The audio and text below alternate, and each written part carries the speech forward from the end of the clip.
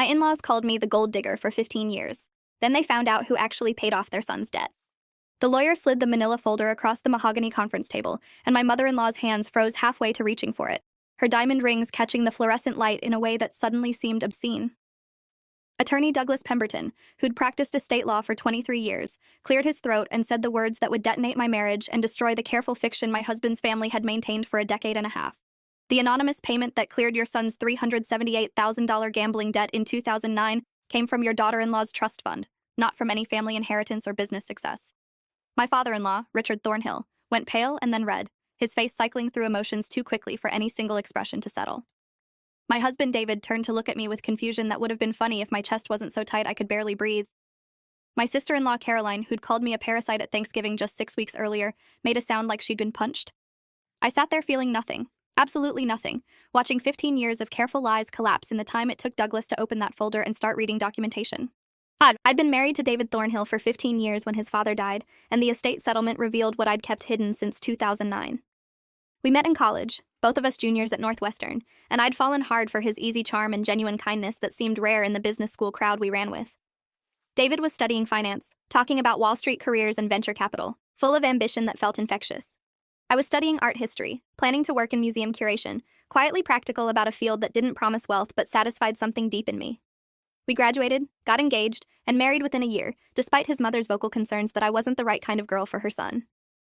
Margaret Thornhill came from old Chicago money, the kind of family that had street names and hospital wings bearing their surname, and she'd expected David to marry someone from a similar background.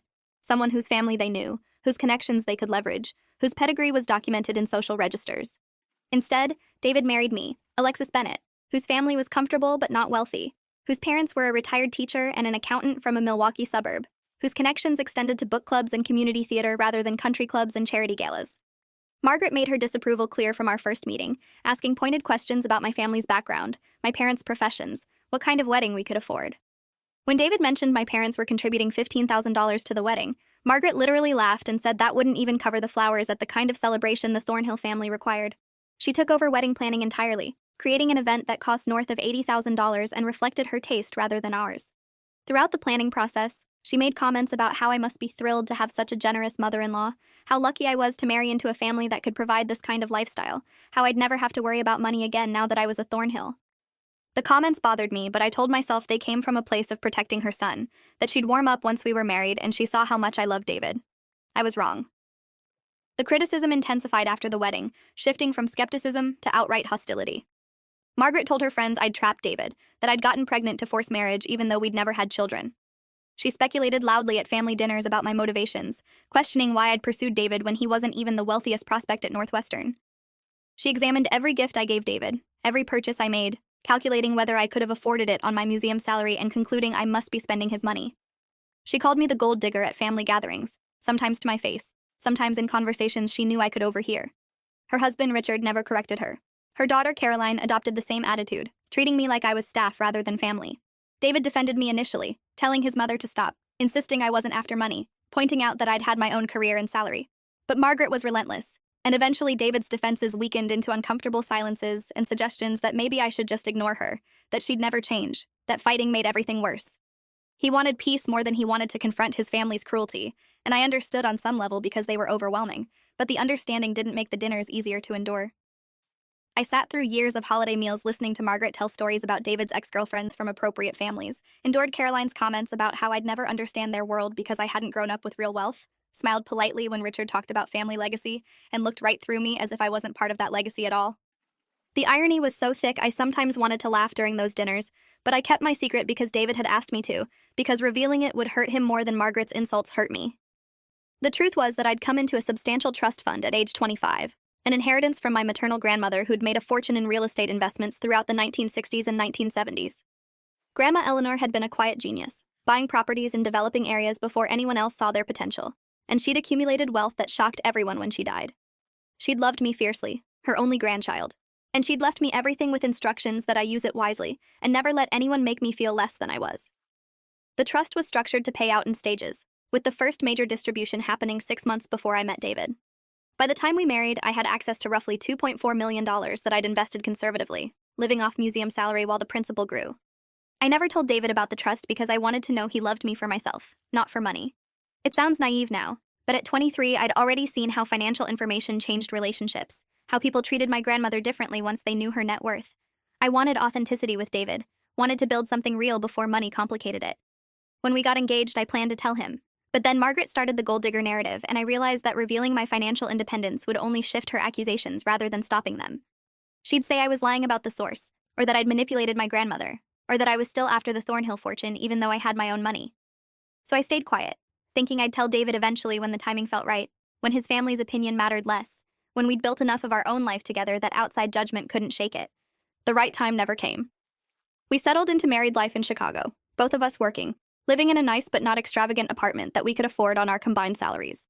David worked in private equity, making decent money but not the millions he'd hoped for when he was 21 and full of ambition.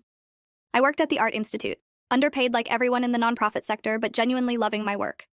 We were comfortable, happy, building a normal professional life together. Then in 2008, David made a series of catastrophically bad decisions that would change everything. He started gambling, initially just poker games with colleagues, then online betting, then regular trips to the casino in Indiana where he could play higher stakes. He hid it from me for months, and by the time I found credit card statements showing cash advances and unexplained charges, he was in deep.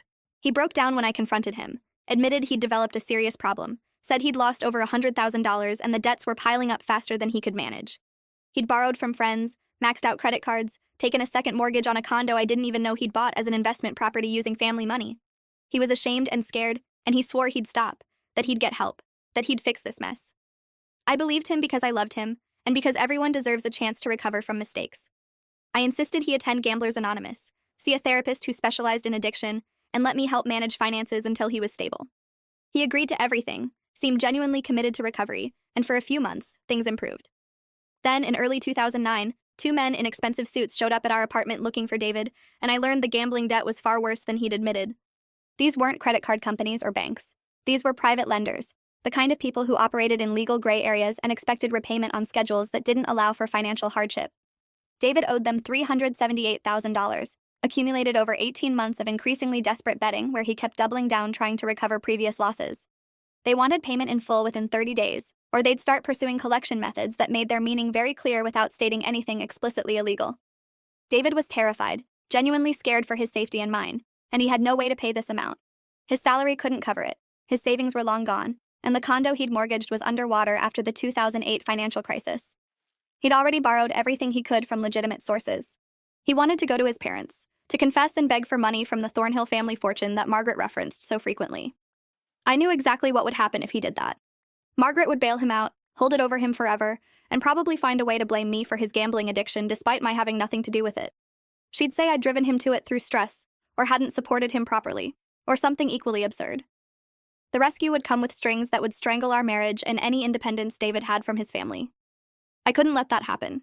Couldn't watch him be infantilized and controlled for the rest of his life because of mistakes he'd made. So I made a decision that would shape the next 15 years. I told David I'd take care of it, that I'd find a way to solve this problem, and he should never tell his family what had happened. I contacted my wealth management advisor, Gregory Kaufman, who'd been managing my trust since Grandma Eleanor died and who understood discretion. I explained the situation and asked how to structure an anonymous payment that couldn't be traced back to me directly. Gregory, who'd worked in private wealth management for 19 years, set up a payment system through a series of accounts that made the money appear to come from an offshore investment return rather than my personal trust.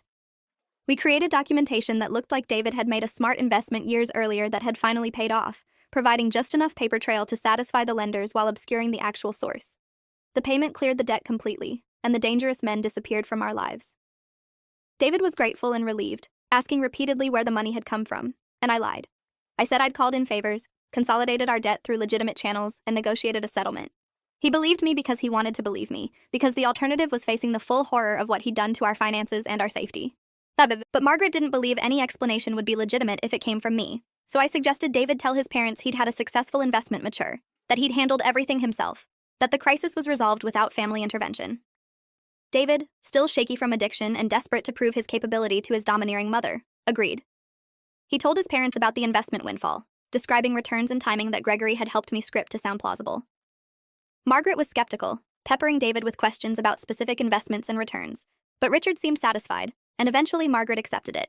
She took credit somehow anyway, suggesting that David's business acumen came from his father's side of the family, that Thornhill blood made winners. I sat at that dinner listening to her praise her son for investment savvy funded entirely by my grandmother's real estate fortune, and I said nothing.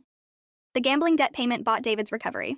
He committed seriously to therapy after facing how close he'd come to disaster, attended GA meetings religiously for years, and never gambled again as far as I knew.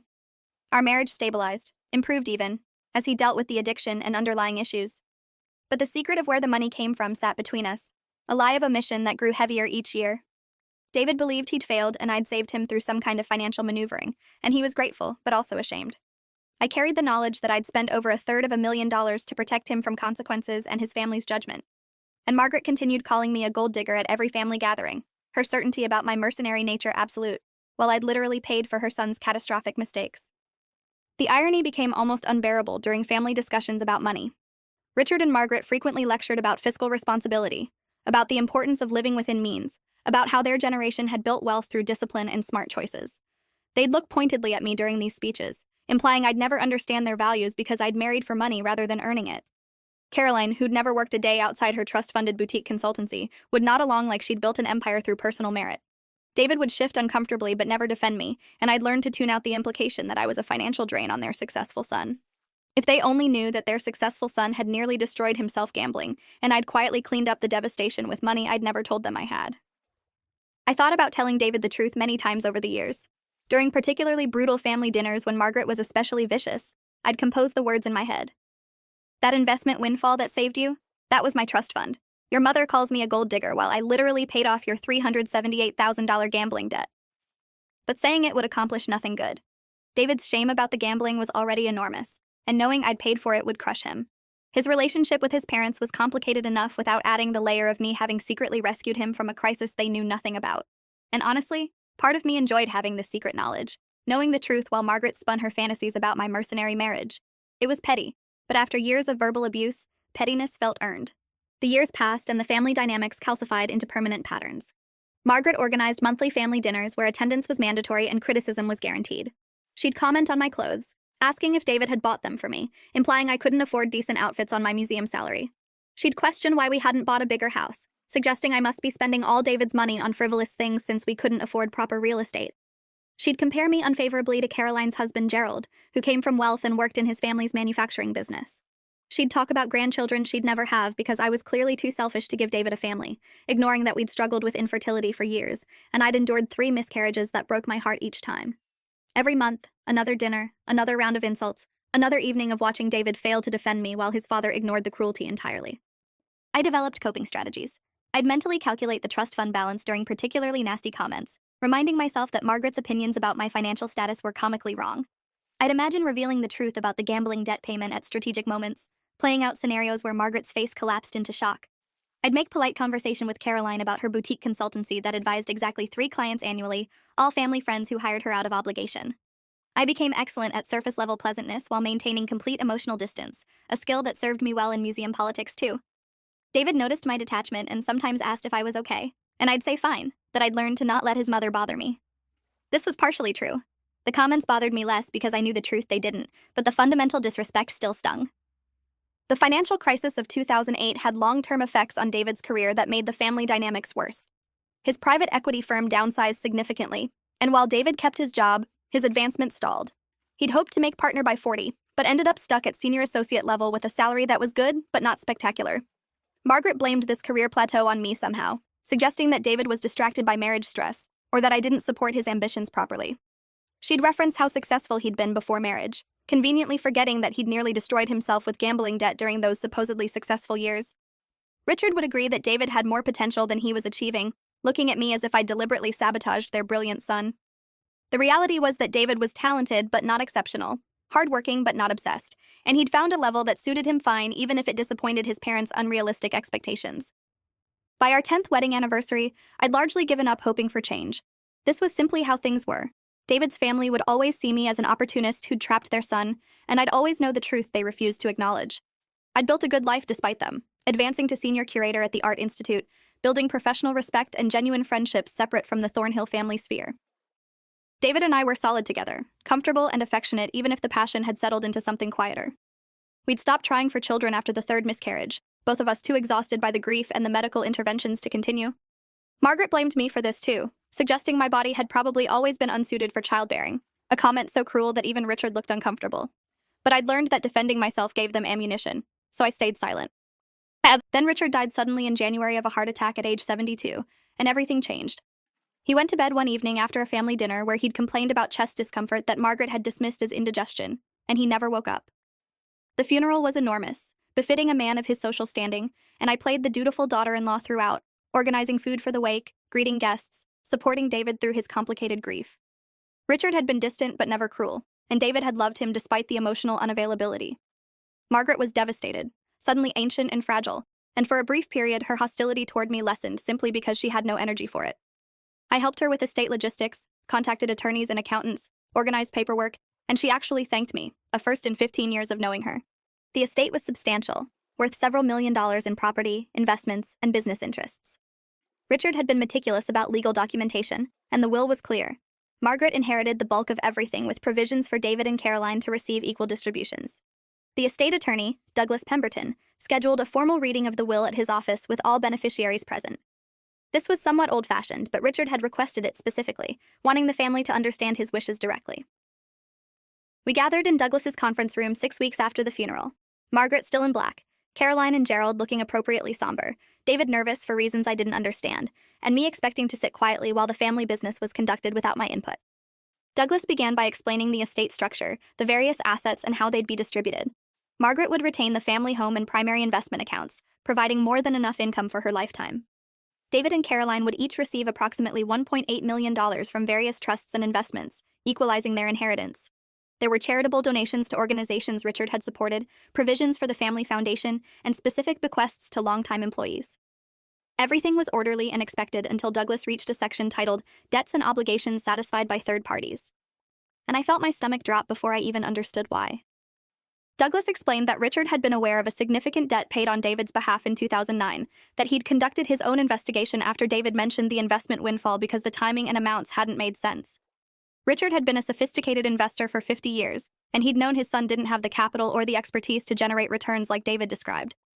He'd hired a forensic accountant, Lawrence Kirkwood, who'd specialized in asset tracing for 31 years, to follow the money trail. Lawrence had unraveled Gregory's careful structuring, traced the payments through the offshore accounts, and identified my trust fund as the actual source. Richard had known for 13 years that I'd paid off David's gambling debt, and he'd never told anyone, including David, including me.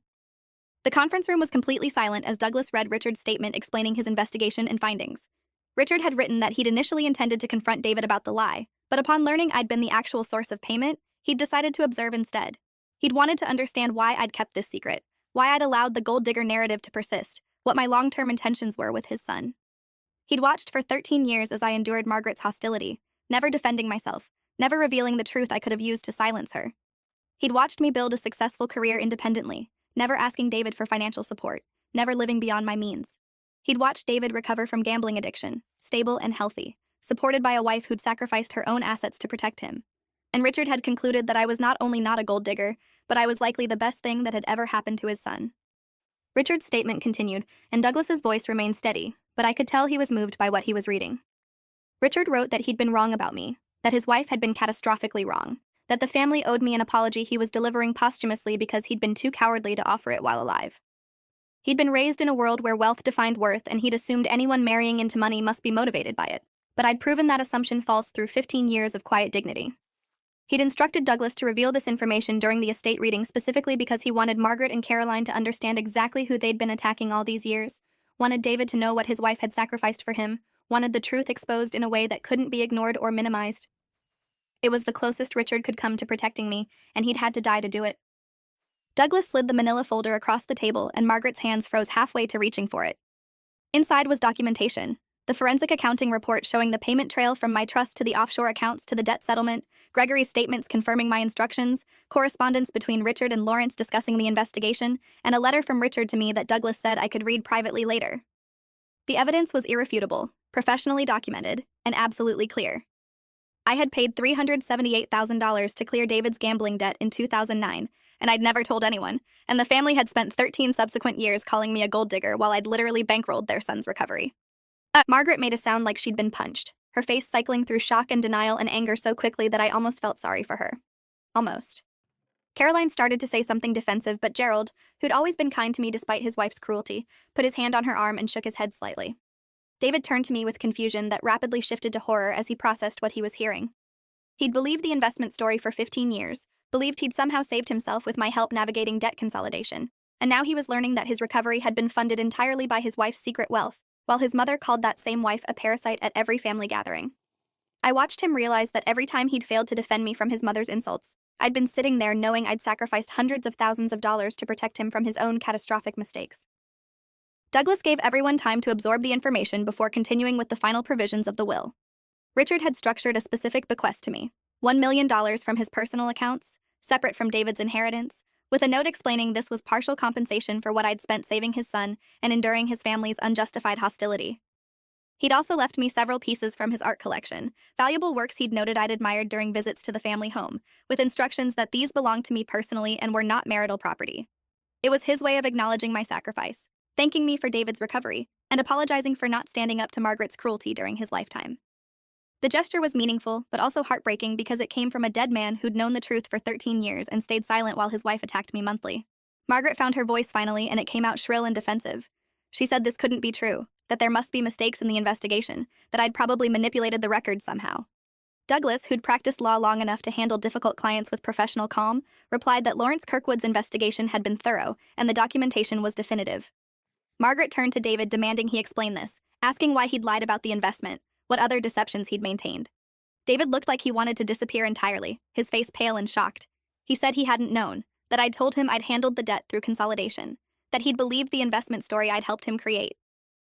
Margaret's expression shifted to something calculating as she processed this, and I could see her mentally recalibrating, looking for ways to maintain her narrative despite evidence.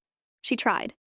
Margaret said that even if I'd paid the debt, I'd probably done it as an investment in securing a wealthy husband, that I'd still been after money just with a longer game plan.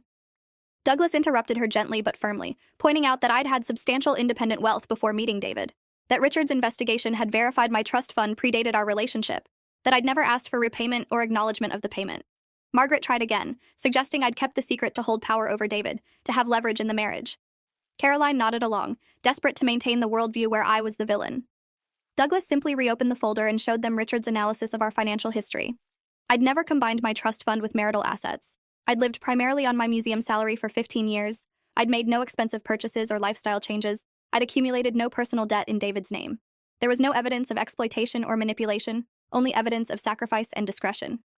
The meeting ended awkwardly, everyone processing information that upended 15 years of family dynamics. Margaret left quickly, refusing to look at me, her world clearly shattered by having to reconcile her gold digger narrative with documentary proof of my financial generosity. Caroline followed her mother, shooting me a look that was equal parts resentment and confusion.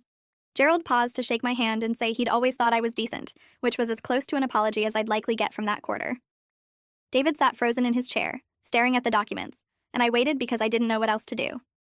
Douglas excused himself to give us privacy, leaving the folder open on the table between us like evidence at a crime scene.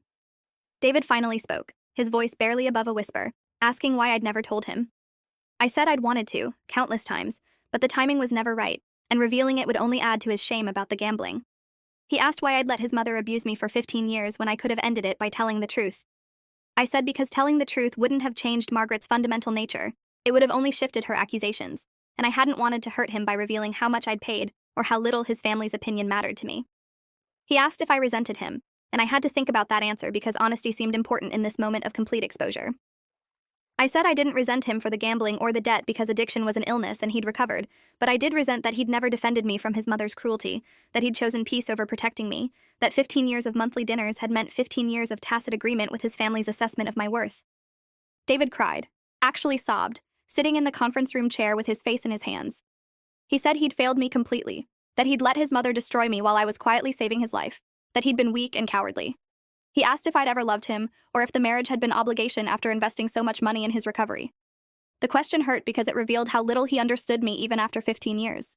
I said I'd loved him enough to sacrifice $250,000 without expectation of return or acknowledgement, loved him enough to endure his family's hostility to protect his pride, loved him enough to build a genuine partnership despite one-sided financial sacrifice. But I also said that love and resentment could coexist, That I was angry about the wasted years of defending myself against accusations I could have disproven instantly, that I needed time to process what it meant that his father had known for 13 years and stayed silent while Margaret attacked me. We went home separately, both of us needing space. I drove around Chicago for hours, processing the exposure of a secret I'd kept for so long, thinking about Richard's posthumous revelation and what it meant that he'd chosen this method of truth-telling. He'd been a coward to stay silent during his lifetime, but he'd also given me a gift by exposing the truth in a way that couldn't be dismissed or minimized. The documented evidence meant Margaret couldn't rationalize or rewrite history, couldn't maintain her narrative about my mercenary motives. Richard had forced his family to see me clearly, even if he'd lacked the courage to do it while alive. It was something, though it didn't erase 15 years of monthly humiliation. David called that evening asking if we could talk, and I said yes. He came home looking exhausted and defeated, and we sat in our living room having the most honest conversation of our marriage. He apologized without reservation, acknowledging every failure, every time he'd stayed silent, every dinner where he'd let his mother attack me. He said he'd been afraid of conflict with Margaret, that she'd dominated him his entire life, that standing up to her had felt impossible. I said that was an explanation but not an excuse, that protecting your spouse was a fundamental marriage obligation he'd repeatedly failed. He agreed completely, not defending himself, and asked what I needed from him now.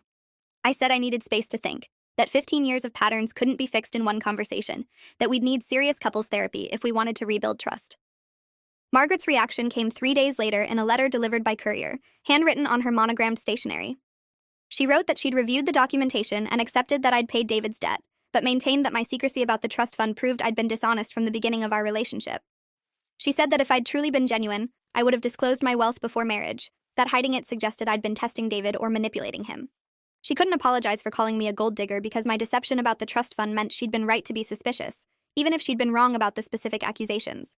The logic was twisted enough to make my head hurt, but it was entirely characteristic of Margaret's inability to admit fault. She'd rather reframe the situation than acknowledge 15 years of unjustified cruelty. Caroline sent an email that was shorter but similarly defensive. She said she was glad the debt had been resolved but thought it was weird that I'd kept the trust fund secret, that normal people were honest about finances. She hoped this drama wouldn't affect family gatherings because she'd already booked the venue for Easter, and it would be awkward if I made things uncomfortable by being resentful. The email perfectly encapsulated her complete inability to see beyond her own convenience, to recognize that I might not want to attend family dinners after 15 years of abuse. I deleted it without responding. David and I started couples therapy with Dr. Raymond Fletcher, a marriage counselor who'd specialized in rebuilding trust after major betrayals for 17 years. Dr. Fletcher helped us unpack 15 years of dysfunction, examining how the secret about my trust fund had shaped our marriage, how David's gambling addiction had created the crisis that led to my financial intervention, how his failure to defend me had eroded respect and intimacy. The work was painful, forcing both of us to confront uncomfortable truths. David had to acknowledge that he'd prioritized his mother's approval over my dignity, that his cowardice had cost our marriage dearly. I had to acknowledge that keeping the trust fund secret had created information asymmetry that affected our relationship, that David couldn't fully partner with me financially when he didn't know my actual resources. Over months of therapy, we made progress but also recognized limitations. David genuinely wanted to change, to be the partner I'd needed 15 years ago, but changing ingrained patterns was difficult. He still struggled to stand up to Margaret, still defaulted to conflict avoidance. I'd built walls to protect myself from his family's cruelty, and those walls didn't dissolve just because the truth was exposed. We worked on communication, on mutual respect, on rebuilding intimacy that had eroded through years of unspoken resentment. Some days felt hopeful, like we might actually rebuild something healthy. Other days felt exhausting, like we were trying to resurrect a marriage that had died years ago, but we'd both been too stubborn to acknowledge it. Margaret never apologized, not genuinely. She made vague statements about misunderstandings and said she hoped we could move forward as a family, but she never acknowledged the specific harm of 15 years of calling me a gold digger while I'd quietly funded her son's recovery. She restructured her narrative instead, telling friends that she'd always known I had money but hadn't realized how much, that she'd been concerned about David marrying young rather than specifically opposed to me. She portrayed herself as a protective mother who'd been reasonably cautious, erasing her years of explicit hostility. Caroline followed her mother's lead, acting like the revelation had changed nothing, expecting me to continue attending family events with the same polite tolerance I'd maintained before. I stopped going to family dinners. This was non-negotiable, and David supported the decision, though it made his relationship with his mother more difficult. Margaret complained that I was being dramatic, that family was important, that she'd tried to move past this awkwardness. David finally, 15 years late, defended me to her. He told her I'd earned the right to never sit through another dinner where she or Caroline insulted me, that she'd spent 15 years proving she didn't value me as family, that I owed her nothing, especially not my presence at gatherings where I'd been systematically degraded. Margaret was shocked that David stood up to her, responding with tears and accusations of abandonment. David held firm, and I watched him do what I'd needed him to do for 15 years, and felt proud but also sad that it had taken his father's death and posthumous revelation to motivate this defense. The $1 million Richard left me sparked another round of family drama. Margaret contested that provision of the will, arguing that it was excessive and suggested undue influence on her elderly husband. Her attorney filed a challenge claiming Richard hadn't been of sound mind when making that bequest, that I must have manipulated him somehow. Douglas Pemberton, representing the estate, responded with medical records proving Richard's mental competency and documentation, showing he'd made the bequest decision years before his death, well before any health decline. The forensic accountant, Lawrence Kirkwood, testified that Richard had made the bequest specifically to compensate me for the gambling debt payment, that the amount was reasonable given my $378,000 expenditure. The judge dismissed Margaret's challenge entirely, ruling that Richard had been clear in his intentions and had the right to structure his estate as he chose. Margaret lost in court and lost the legal fees she'd spent on the frivolous challenge. I used part of Richard's bequest to establish an art scholarship at Northwestern, funding students from middle-class backgrounds who wanted to study museum curation or art history. I named it the Eleanor Bennett Scholarship after my grandmother, the woman whose real estate fortune had funded David's gambling debt recovery and whose values about wealth had shaped my own relationship with money. The scholarship was my way of honoring her memory and using Richard's compensation for something meaningful. The rest of Richard's bequest I invested conservatively, adding it to my trust fund principle, continuing the careful wealth management my grandmother had taught me mattered more than flashy spending. And of that, David and I stayed married through the first year after Richard's death, working hard in therapy, rebuilding slowly. But ultimately, we had to acknowledge that 15 years of dysfunction had created damage we couldn't fully repair. The revelation about the gambling debt payment and my trust fund had exposed rather than created our core problems. David's inability to stand up to his family, my willingness to sacrifice myself to protect him, the fundamental imbalance where I gave everything and he gave what was convenient. We separated amicably 18 months after Richard's death, divorcing quietly with generous terms that David insisted on because he said he owed me more than he could ever repay. The divorce was sad but also honest, recognizing that sometimes love isn't enough when patterns are too entrenched. I'm 41 now, 3 years past the divorce, and I've rebuilt my life entirely on my own terms. I still work at the Art Institute, recently promoted to chief curator, genuinely loving my work and the professional respect I've earned through competence rather than connections. I have friendships built on authenticity, relationships where I'm valued for myself rather than tolerated as an inconvenient attachment to someone's son.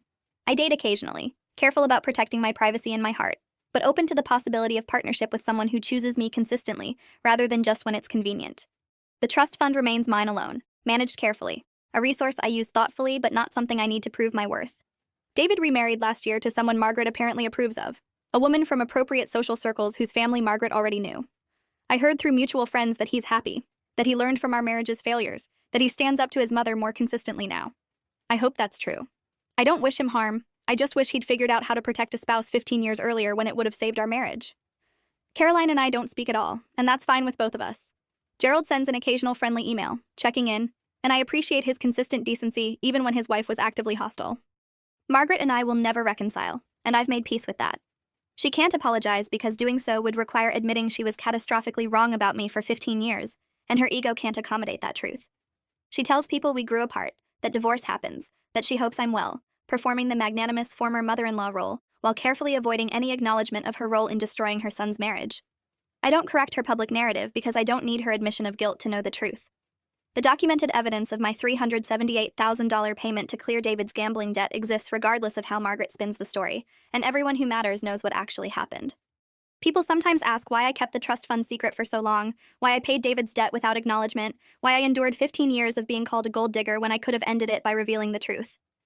The answer is that I'd wanted David to love me for myself rather than my money, that I'd wanted to protect him from the shame of addiction and failure, that I'd valued his recovery over my reputation.